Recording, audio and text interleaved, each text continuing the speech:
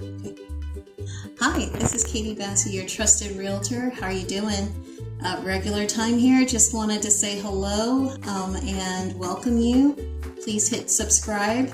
And I wanted to flash my number. It's 661-525-3015. If you ever have any questions about real estate or want to reach out, or you have a transaction that you're needing help with, if you're interested in purchasing or selling, I am more than happy to assist.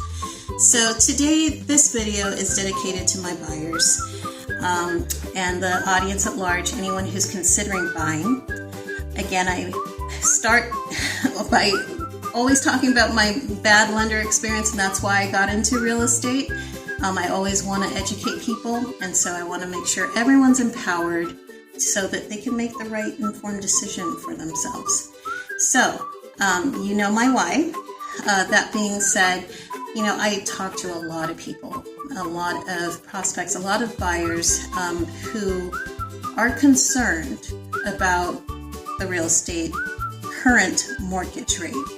Now, that being said, I want to give that some context, and I also want to dispel two myths associated with that. So the most common thing that I hear about that is I'm concerned about, and it's a variation of this sometimes, I'm concerned about the current mortgage rates and whether or not I'll be able to afford my monthly payments. Okay, so I want to address that. There are two myths in there. But I want to also provide some historical context. So back in the 80s, in 1980 to be specific, in December of 1980, the prime interest rate was 21.5%.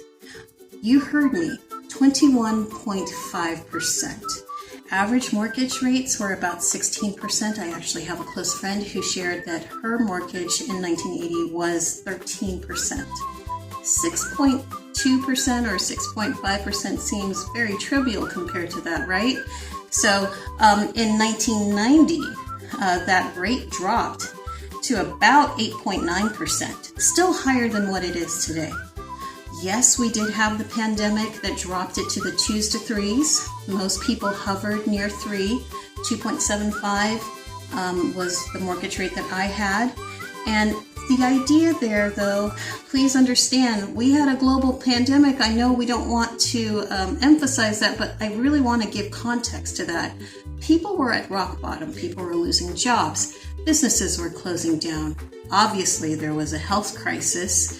Hospitals were overwhelmed. Some people died.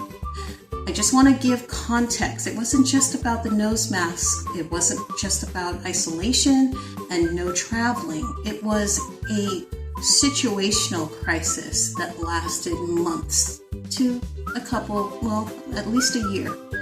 And so the truth of the matter is the real estate industry also took a hit. So obviously with people losing jobs, there were more foreclosures. So we don't really want to revisit that, because that's the implication of wanting to have those interest rates. But where we're at is the normal. Our market has now shifted to being normalized.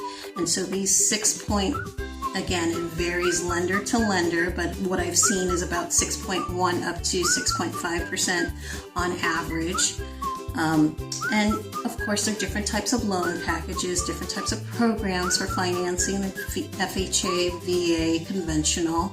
And so all of those, depending on the lender, you can get loan packages as low as possible. Of course, your credit rating also improves those odds of getting lower mortgages. So there are a number of variables that can control what the mortgage rate that you get is. Okay, so I just wanted to give some brief overview. So rates are not as bad as people think. And guess what? People are still buying and selling even today. Okay, so there's a lot of activity in the real estate market since April. And again, it is my job to study the market, and I do so avidly, and to relay that to you so that you're empowered in your decision making. So with that being said, I have two myths that I would like to dispel. One is about the affordability issue. Now, it's no secret that affordability in California is an issue. we've come up, there have been quite a few rallies with CAR, the Realtor Association political group that rallies around homeowners' rights being protected. And so there are a lot of initiatives that are being put, in fact, you've probably seen some on the ballot.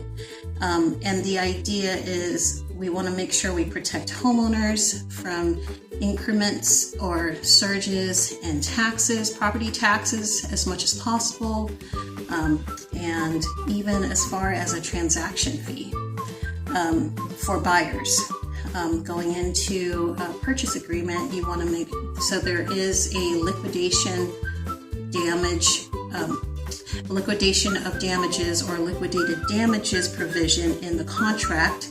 And so you want to, the idea behind that is the political group rallied for it staying at 3% max instead of bumping up to 6% or double. So there's a lot of initiatives and political advances that we've made in real estate. So that being said, when it comes to affordability though, people are shocked by what I tell them because it sounds so simple. Honestly, guys, it is so simple. Sit down in front of a lender.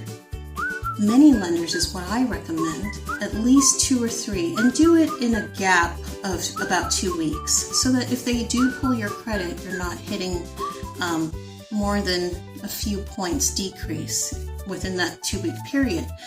And get an actual idea of where you're at. So there's a difference between a pre-approval and a pre-qualification.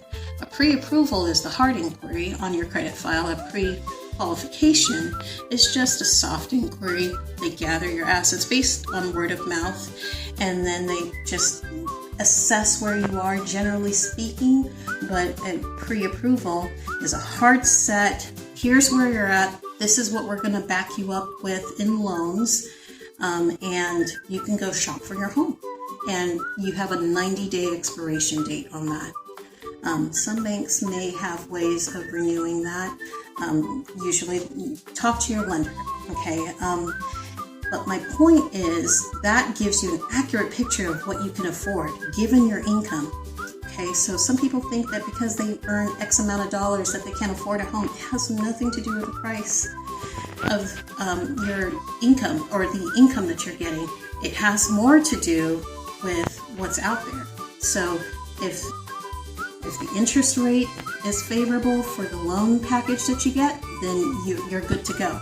The second myth I would like to dispel is about the high mortgage monthly payments. So, you know, again, we contrive these thoughts sometimes that a home costs more than an apartment. Well, sometimes that's true.